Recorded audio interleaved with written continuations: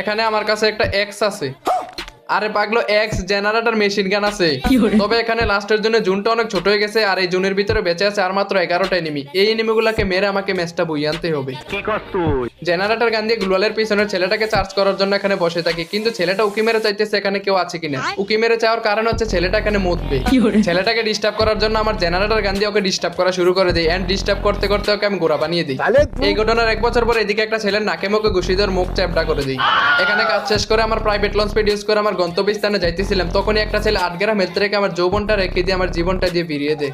আমি আবার প্রোটিন খেয়ে শরীরে শক্তি বেড়ে এদিকে একটা ছেলেকে সুযোগে সদ্ব্যবহার করে ঘুম পাড়িয়ে দিই।